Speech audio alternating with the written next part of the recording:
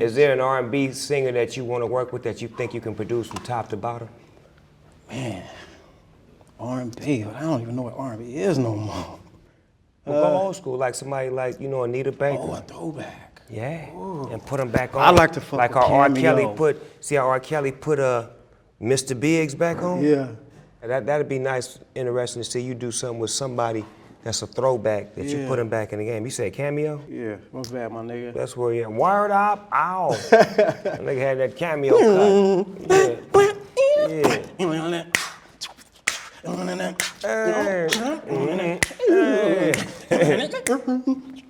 Yeah, nigga. You influence everybody, my nigga. Yeah. In case you sitting home, you see this or whatever. Nigga. Yeah, he's sitting at home watching this Yeah, shit. my nigga. Laid up with a bitch.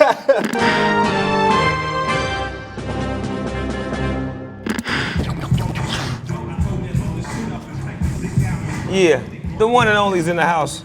My partner, my cousin, my family. Yes, sir. The one and only. Double R. Rick Rock. Yes, sir. Rick Rock, what it do, baby? What's up with my nigga? Man, I'm slow motion, man. How you been, loved one, man? It's a pleasure and a treat to have you on the show, loved one. Finally, finally made it, man. You know, you one of the, West Coast top of the line producers, you know what I'm saying? You produced a lot of hits, Will Smith, Tupac, Fabulous, E40, Jay-Z, 50 Cent, Snoop Dogg, and the Federation. And you know it. Because the Federation is where, you know what I'm saying, is the spot. Because, you know what I'm saying, that's who, basically, we got turned on by early on with the sound, you know what I'm saying? Because y'all was putting it down. So how does it feel to be in the game still and your music is still relevant? Bro, that's a blessing, my nigga. I ain't gonna lie. Just, I was telling my nigga just a little while ago, bro, it's a long journey, my nigga. You know what I'm saying? I was in Alabama in a project slamming nigga through a window listening to your shit in the 90s. And now I'm here talking to you. And I had a couple times to talk to you about Yes, nigga. sir. Yes, sir. Yeah, so in a real way, the shit is kind of weird how it just be going. But if it's your calling, it's your meant to be. It's like when you making your beats, is that shit easy for you or is it hard for you? It's easy. See what I'm saying? But it sound complex. When we listen to your beats, it sound like it's a whole orchestra of niggas in there with you. Yeah. Niggas on the horn, niggas on the bass, niggas. How many niggas is in there with you? The Rock. Just me. you? Yeah, I don't have no players. I ain't never played really. I mean, had no players like that. But I it came up with sound I came up from the era like, nigga, I'm doper than you, and I do it myself. Because it's somebody doper than you that's on your ass, that's in the game, so you gotta try to outslump this nigga. Exactly. And my nigga was Dre, Premier, and and RZA, and them niggas, you know. they was going. And so they was doing their thing when I was, really early in the game trying to get my shit going. So them was the right niggas to really be like patterning yourself. Because they show you how to be original and create your sound, because one thing about the Rick Rock sound, it's the Rick Rock sound. Yeah. If you put the right motherfucker on your track, like we beat the rap, but he beat the lock. When you put the right nigga on that, he take it over the moon. Yeah. It's like your track has to be married to the right nigga. Exactly.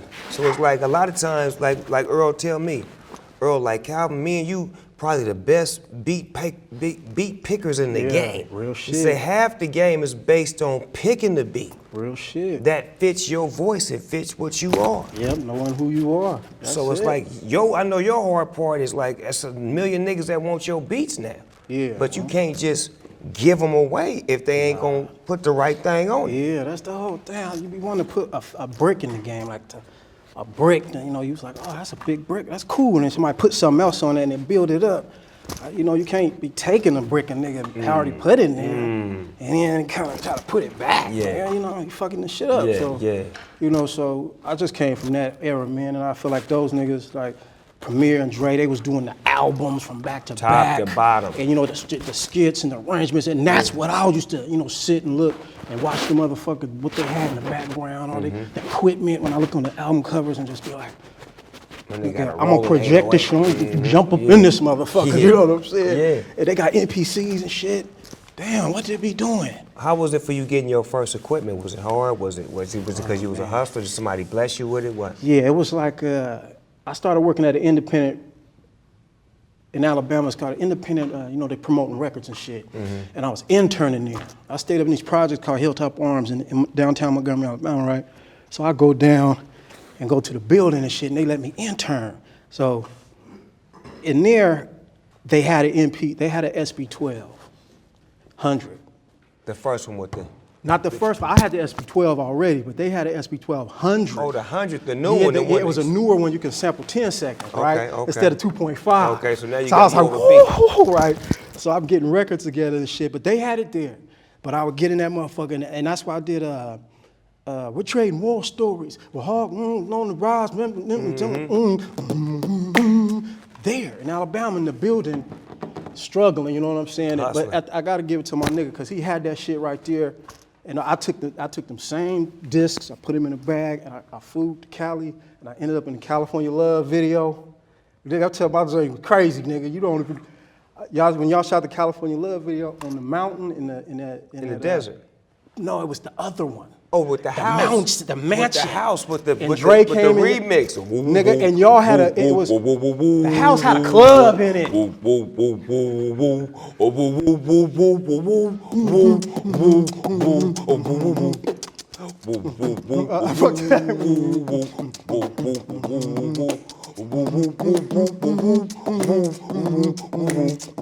Now I'm sitting here like, because y'all had a club and shit.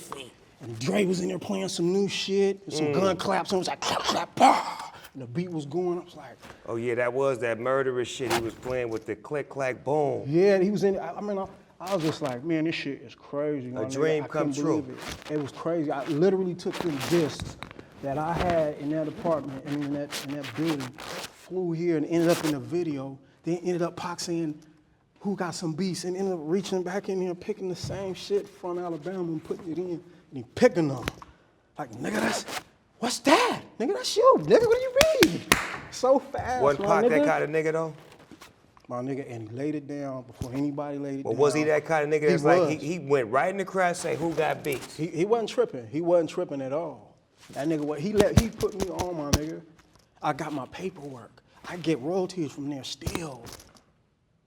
Like, I don't know too many that was there. Like, I got my shit. Like, he hooked me up, my nigga. Swear to God. Good nigga. I got to get to him, man. But he didn't have to fuck with me for sure. You know what? I don't even think he wanted to. I think it was meant to be. I think it was something that was called upon. Because certain things in life that happen with us, we don't have no control over. We can't say that I woke up and knew that I was going to meet, you know, Rick Rock and, you know, get beats from him and whatnot. It's a plan. It's a plan from up top. It was meant for you to get in the circle with us. That's why your music became patterned this way. Yeah. Cause it didn't sound like you came from Alabama, nigga. It sounded like you was from California. Yeah. Keep it funk, but keep the hip hop, like the commonality, the common hip hop in all of it. And that's where it sounded like not too far south, not too far west, but maybe something not too far east or Midwest, right in that center. But it's hip hop. The common chord is the hip hop and the realness of it. I could put, if I could focus and make a beat right up in that lane. As a producer, this is what I always want to ask producers, and this is some real shit, because we always get asked this question as rappers. Is there a song or a beat that you wish you would have made? Hell, you nigga, it's too many. No, just give me one, because I wish I'd have made California Love, the original, not the remix. The one with Roger Troutman and I wish I had made that. I wish I had made that. I wish I had made Heaven Ain't Hard to Find. I wish I had made that. I wish I had made dance, dance, dance, dance. That Earth, Wind, and Fire. You want my love, but you can't hide. Hey, Redman was playing that shit the other day. That shit was knocking. It's just mixed so spiritually. It's like spiritual music or something. Yeah. Costa Rica, oh my. It is wet, sticky, and humid. Sounds a little dirty, don't you think? I like it filthy over there. So Costa Rica, sticky wet. Sticky wet. What does that make you think of? I'll let you get a moment and think about that. Mexico, mama came from. College Park, I came from. The way I be LeBron, Jamie, these girls, I'm from Akron. We goes in the kitchen and they whipping with the apron. You think they wanna be doing that shit, but shit, they got payments. In a real way. Tell us about your new album, Rocket. Oh man, it's a long time coming. It's like one of them things where I feel like it's a piece of hip hop that need to be there. I just don't know if they gonna think it need to be there or not. Don't worry about what they think. You know if you love it, we gonna love it that much more. Yeah, it is. I put my heart in it, so that's all you my can nigga do. Water know I took my time with it. I didn't have to put it out, so I took my time, and then my nigga came and blessed me on the shit last night. I got one of the last pieces I needed. What you asked for? I asked for a hook. And what you get? I got a verse though. And I know you said do the hook, but I'm like, man, fuck that. You doing no motherfucking hook for this nigga.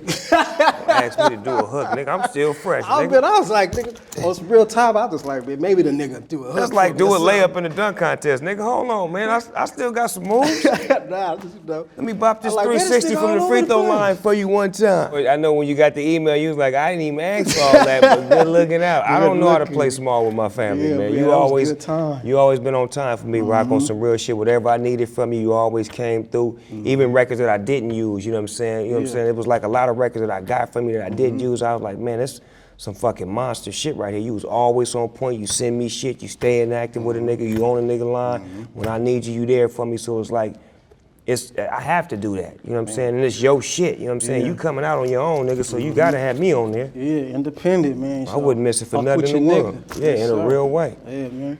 95, I met 40 and Pac and Conscious Daughters.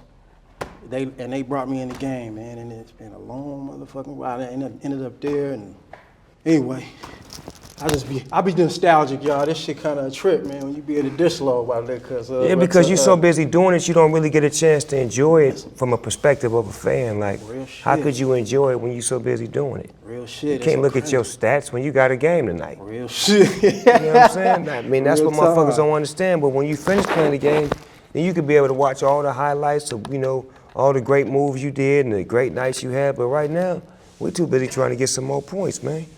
I got a game every night. Real shit. Like, my job is not based on me being mad. It's based on me having fun, entertaining motherfuckers, rapping, performing, interviewing, videos, commercials, TVs, coaching football. But it's all fun. It's like, how can a nigga be in Australia then be back in America, go to Dallas and Houston over here and bop bop?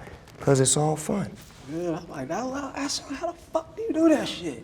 Nigga, it's hard as fuck. It's just a nigga trying to do beats and like, so that's like me doing my beats, but then having to go do this and then having to go do that and then but still being real enough to say, man, I'm gonna do that one nigga shit that don't got nothing to do with no money or nothing. I still gonna do that though too. So that's that whole shit. That's why I was kind of trying to get a successful nigga to tell me how to manage your motherfucking time. You know what I'm saying? So you can keep your body healthy and you can provide for your kids and you can, you know, get out there and tell the people you hear, you know what I'm saying, and let them enjoy it. It's got to be fun, though, Rock. Everything got to be based on fun. Like, go into the stages of being a kid. Ain't nothing wrong with being a big old kid, man. And just put it all around fun. When you making beats, what is it? That shit is fun. It's fun when you put that shit together, when it's in your head and the fucking clap come with the snap and the drum and the kick and this and all. Yeah, when a nigga give you that response, what I hit you with when you sent that beat, I just said, ugh. Yeah. Nigga that put UGH with that motherfucker right there is nasty. Yeah. Yeah, right here. So Okay. this is hitting it. Oh, so keep them apart. That's that Bay Area shit. You know niggas talk like this. Y'all niggas You want me know to pull it that. up a little? Nigga. I don't even know how this contraption works. Nigga, we got to pull something. Got to pop his collar and do something, nigga. I'll be like, Yeah, we cool, but you fucked off my train of thought. Look, I say it like this. People don't believe what they hear. They only believe what they see. So you didn't give them enough to hear. Now you got to show them now. real shit. Because the shit that they heard is already believable. Now they got to see that it was you. Yeah. You understand what I'm saying? It's like, nigga, the prestige is there, but now I don't know Rick Rocket. Did he really do that? So now that's why I say bring your documentary, so when you backtrack and showing all of your great records that you produced that are already stoned in time, you telling the story of your growth, of how you started in Alabama. You wasn't getting no love. Nobody knew who you was. You was an intern. Took them discs, nigga, learned how to make beats, came to Cali. This nigga heard it because he was a real nigga. It just so happened that he was one of the greatest niggas to ever do it, Tupac. Then you fucked around and bumped shoulders with Earl, one of the greatest niggas from the Bay Area to ever do it. Ever. You hear what I'm saying? So it's like you bumping shoulders with the bad. You got a record with Jay-Z, 50 Cent. You bi-coastal. Yeah. And you know why those niggas called? Because they listen to these niggas. Yeah, real shit. They listen to us. Yeah. Don't get it fucked Yeah, up. real shit. When our records come out, them niggas, shit. Oh, that shit, man, who was that nigga? Who did that? Yeah. Oh, how much he charge a beat? You know who they call? Us. And you know we don't hate. Yeah, real shit. Hey, dog, the nigga Rick Rock, is he cool? What he charge you for a beat? Hold on, let me call you back. Tell these niggas, Yeah. nigga. Not tear their head off. Thank you. Man, I like that new trademark too with the girl saying, Rick. Yeah, that's wifey right there. I love that. I love that. I never did it, my nigga. So I know, never... but you had to catch up. Because see, don't think you, sometimes you gotta play, it's a young man's game. Yeah, real shit. We getting older, so Yeah, we gotta real do some of shit. the tricks that the youngsters do.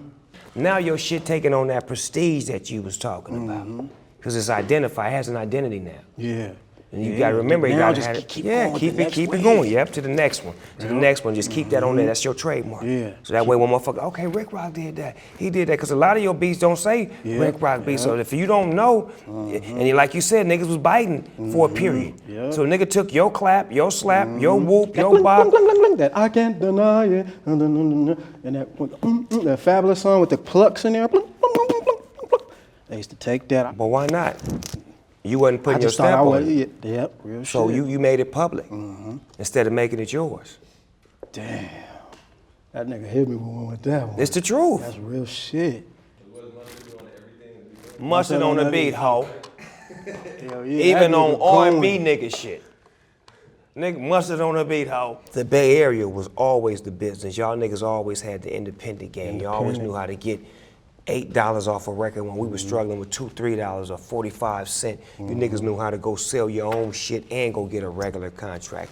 Niggas knew how to go cut all kind of deals where you knew who the distribution motherfuckers was, knew who the plant was, like cutting the chase to where niggas like myself and my cousin Daz, we take a trip up to the Bay and we come back and our business hand get even stronger. Then I go down south with Master P and No Limit, and Master P was in Richmond before he came to New Orleans, which is He was in considered Fairfield, California. which is considered a Northern California Real city. Shit, real shit. This is a part of the show where we got everyday people, aka real nigga shit. What's the first thing you do or think of when you wake up?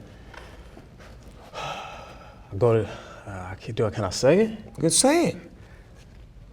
Some pussy. As you should. I think of pussy. I turn over and get pussy. Do you That's pole what I vault do. out of bed? Megan Good or Megan Fox?